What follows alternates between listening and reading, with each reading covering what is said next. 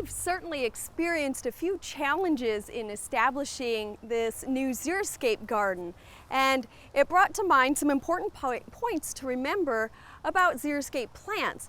They are drought tolerant, but that is once they're established. Getting plants to establish in extreme drought and heat conditions is another matter altogether. So if you've had some problems, which we certainly have here in our garden, don't be dismayed.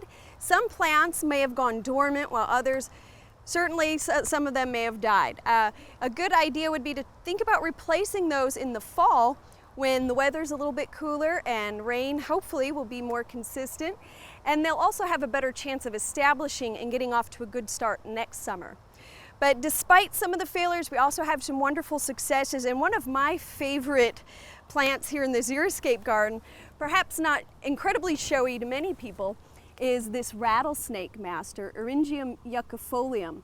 And I just love the architecture of this plant and these really unique flowers. This is the flower, so it's not going to get really showy. In these little balls, each one has hundreds of tiny white flowers, and these are very attractive to butterflies and skippers and bees and all sorts of pollinators. This is a native prairie plant, and you might be surprised to hear that it is in the carrot family. I think it more resembles the source of its species name, the yucca, is yuccifolium, because of these strap-like leathery leaves. And in addition to the fun shape of the flower balls, I also like the nice bluish gleam that we have on the foliage. Now, another great plant is this shrub. Oftentimes shrubs will establish a little bit more readily because they have a large root system, but they also have a larger canopy that they have to support, so it's a bit of a trade-off. I was very pleasantly surprised with this plant. This is aromatic sumac, Rhus aromatica, and it's a cultivar called Grow Low, and like its name suggests, it has a very low, dense habit of growth. A nice woody shrub for the landscape. In the springtime, it'll be covered with yellow flowers that turn into hairy red fruits. Now, our plants were just planted this year, so we don't have any fruits, but next year I can expect the fruits to cover it, and they'll remain on into the winter months, and they're very attractive to wildlife. Now, the reason I've been very pleasantly surprised by this is we planted it very late in the spring. In fact, it was early June, and it's done remarkably well. So I'm just so pleased with this cultivar.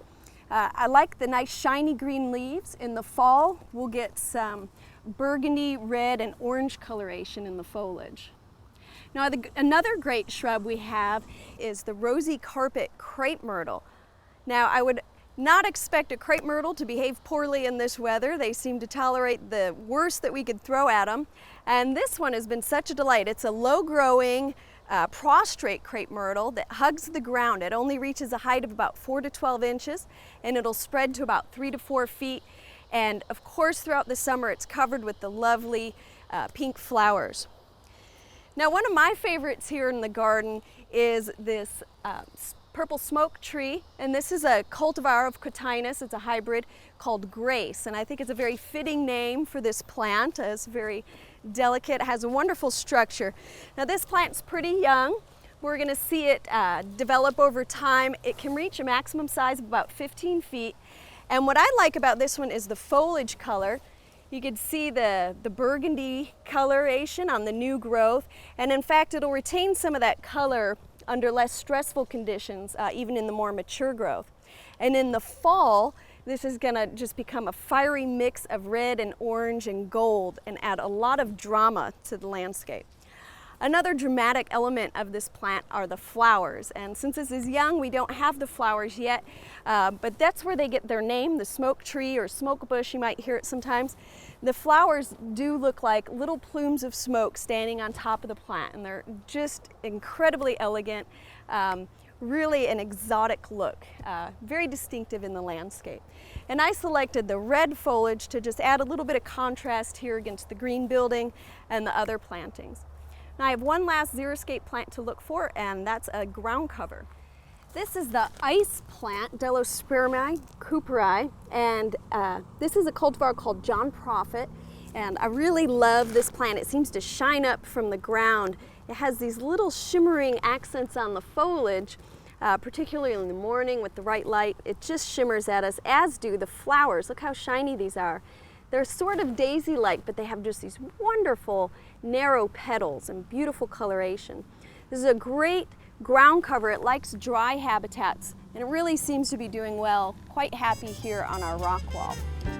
We hope you've enjoyed this classic from the Oklahoma Gardening Vault.